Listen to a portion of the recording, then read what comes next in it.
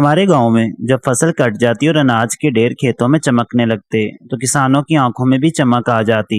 سال بھر کا اناج گھروں میں ذخیرہ کر لیا جاتا، تبھی میلے کا موسم آ جاتا۔ اس بار بھی میلہ سج گیا۔ گاؤں کی دوسری لڑکیوں کے ساتھ میں بھی میلہ دیکھنے گئی تھی اور اس کے تیکھے پن پر دل ہار کر آ گئی۔ جس بے جگری سے اس نے اپنا گھوڑا جلتے ہوئے الاؤ سے پار کیا تھا، وہ جوان مردوں ہی کا کام تھا۔ الاؤ کیا تھا؟ آگ کا دریا تھا کہ جس میں وہ گھوڑے پر بیٹھا دیوتاؤں کی شان سے گزرا تھا۔ میں نے اسی وقت قسم کھا لی تھی کہ شادی کروں گی تو اسی شیر دل سے، ورنہ زہر کھا کر مر جاؤں گی۔ زہر کھانے کی نوبت نہ آئی اور میری شادی نوشیروان سے ہو گئی۔ وہ مجھے اپنے مضبوط اور قداور گھوڑے پر بٹھا کر اپنے گاؤں لے گیا۔ اب ہم ایک ایسے بندھن میں بن چکے تھے کہ صرف موت ہی ہمیں جدا کر سکتی تھی۔ اگرچہ اس شادی پر رشتہ دار خوش نہ تھے کہ میری منگنی ہو چکی تھی۔ خاندان والوں نے مخالفت کی، ادھر نوشیروان کے بھائیوں اور بھاوجوں نے بھی اسے برا بھلا کہا۔ میرے والدین نے تو مجھ کو مرا ہوا سمجھ لیا تھا، بس ایک نانا تھا جنہوں نے میرا ساتھ دیا۔ اس بزرگ کے ہمراہ ہو جانے کے بعد ہم نے کسی کی پرواہ نہیں کی۔ میری ماں مجھے بچپن میں ہی نانا نانی کو سونپ کر خود دوسری شادی کر کے چلی گئی تھی۔ نوشیروان کے ماں باپ بھی اس کے بچپن میں مر چکے تھے۔ مدتوں پیار سے ہم دونوں محروم تھے۔ مجھے اپنی منگنی ٹوٹنے کا ذرا دکھ نہ تھا۔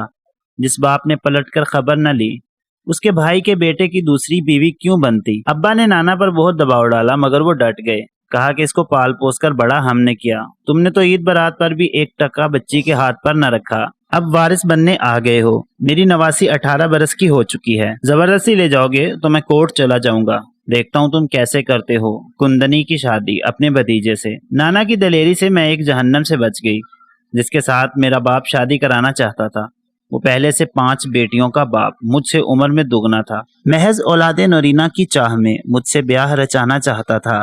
معاملہ آسانی سے ختم ہو گیا۔ نانا نوشیروان سے مطمئن تھا کہ کسی طور کما کر 2 وقت کی روٹی کا بندوبست ہی کر لے گا۔ بے جوڑ شادی سے تو یہ نوشیروان کیا برا تھا؟ وہ مجھ سے محبت کرتا تھا۔ دنیا اس کو چور اچکا اور لٹیرا کہتی تھی۔ دوسروں کی نظروں میں وہ مجرم تھا۔ میں نے کبھی اس کو چڑیا کو ستاتے ہوئے نہ دیکھا تھا۔ وہ زمین پر پاؤں بھی دھرتا تو دیکھ بھال کے کہ کہیں کوئی زیرو اس کی بوجھ سے روندا نہ جائے۔ اس روز معمولی جھگڑا تھا۔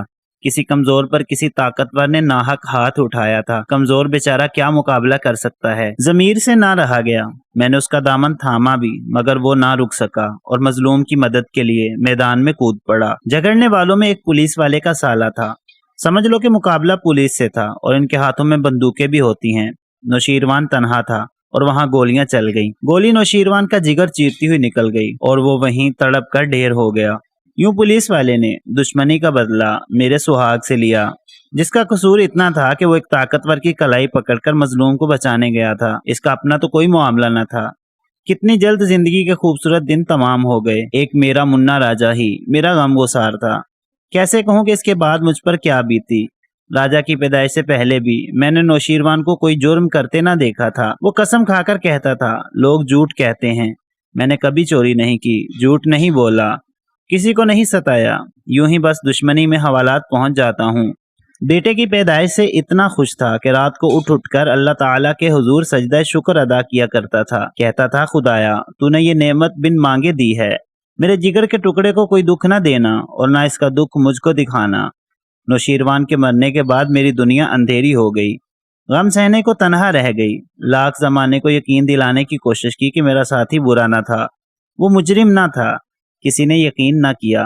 اس کے مرنے کے بعد بھی مجھ سے نفرت بھرا سلوک کیا، وہ برتاؤ کیا جو مجرموں سے کیا جاتا ہے۔ گویا اس کی بیوی ہونا بھی جرم تھا، جس کی مجھ کو سزا مل رہی تھی۔ جس در جاتی وہی در بند ہو جاتا، جس سے مدد کی درخواست کرتی وہ منہ پھیر کر چلا جاتا۔ رفتہ رفتہ بھوک نے مجھے نڈھال اور راجا کو ادموا کر دیا۔ 2 سال کا راجا 6 ماہ کا نظر آنے لگا۔ اس کی ٹانگیں سوکھنے لگی، چلنے پھرنے سے معذور ہو گیا۔ جسم پر ہر طرف ہڈیاں اور کھال تھی۔ خوراک کی کمی سے اس کو سوکھے کی بیماری ہو گئی۔ عورتیں اس کی پرچھائی سے اپنے بچوں کو بچانے لگیں۔ لوگ ہم ماں بیٹے سے یوں ڈرنے اور نفرت کرنے لگے جیسے ہم انسان نہ ہو بھوت پریت ہوں۔ تھک ہار کر میں نے یہ فیصلہ کیا کہ اب میں یہ گاؤں چھوڑ دوں گی۔ نانا کے انتقال کے بعد اب میرا یہاں کون رہ گیا تھا؟ ایسی جگہ رہنے سے کیا فائدہ کہ جہاں کسی کو مجھ سے ہمدردی نہیں تھی۔ انہی دنوں نوشیروان کے 2 چچا زاد بھائی اپنے بال بچوں کے ساتھ شہر جا رہے تھے۔ ان کا خیال تھا کہ وہ وہاں محنت مزدوری کریں گے اور جب اتنا روپیہ جمع ہو جائے گا کہ وہ ویزا خرید سکیں تو دبئی چلے جائیں گے۔ میں نے بھی ان کے ساتھ جانے کا فیصلہ کر لیا۔ کس طرح میں کراچی تک پہنچی یہ ایک الگ داستان ہے۔ شہر پہنچ کر انہوں نے غریبوں کی بستی میں جھگیاں ڈال لیں۔ مرد محنت مزدوری کرنے لگے اور عورتوں نے گھروں میں کام تلاش کیا۔ میں نے بھی کئی بنگلوں اور کوٹھیوں کے در کھٹکھٹائے کہ مجھ کو کام چاہیے۔ وہ پوچھتی کہ کیا اس بیمار بچے کو بھی ساتھ لاؤ گی؟ جی ہاں بیگم صاحبہ، کیونکہ میرے پیچھے اس کو دیکھنے والا کوئی نہیں۔ تب بیگمات فوراً انکار کر دیتی۔ اگر بچہ لاؤ گی تو ہم تم کو ملازم نہیں رکھ سکتے، بچے کے بغیر ہی کام پر آنا ہوگا۔ کئی دن یوں ہی گزر گئے۔ ہر در سے مایوس لوٹا دی گئی۔ میری جیٹھانیاں صبح کام پر چلی جاتی اور میں اپنے بچے کے ساتھ جھگی میں اکیلی رہ جاتی۔ کوڑے کے ڈھیر کو لکڑی سے کریدتی کہ شاید کسی نے باسی ڈبل روٹی شاپر میں لا پھینکی ہو۔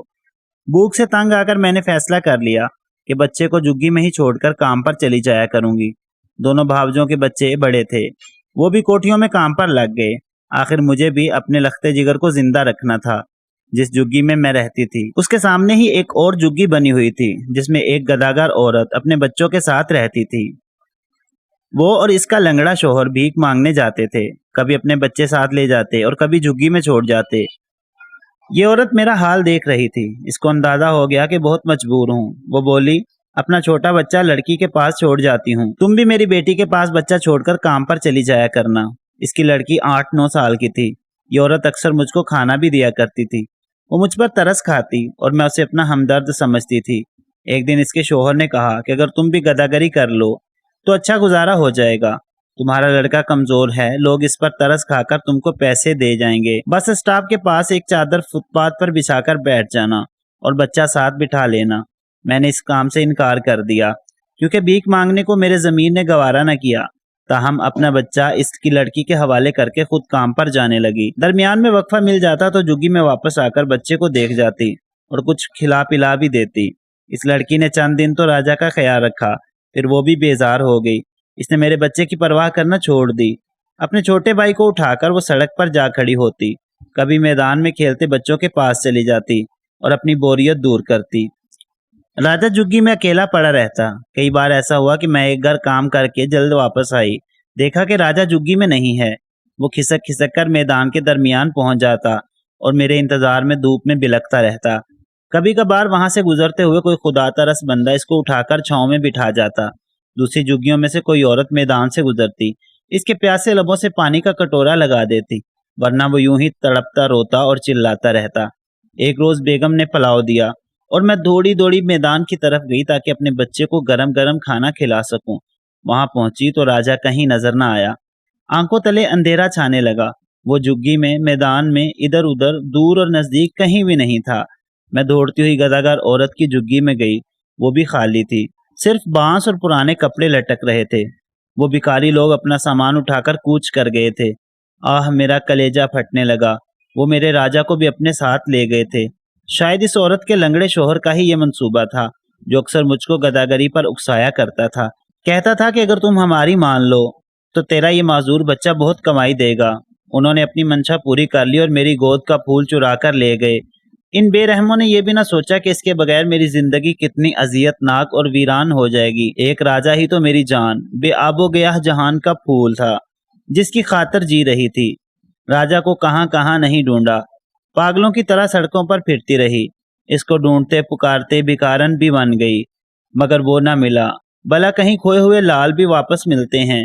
اے کاش اس وقت بھکارن ہی بن جاتی، اپنے لال کو خود سے جدا نہ کرتی۔ پیارے دوستو، کیسی لگی آپ کو یہ اخلاقی مورل اور سبق آموز سٹوری؟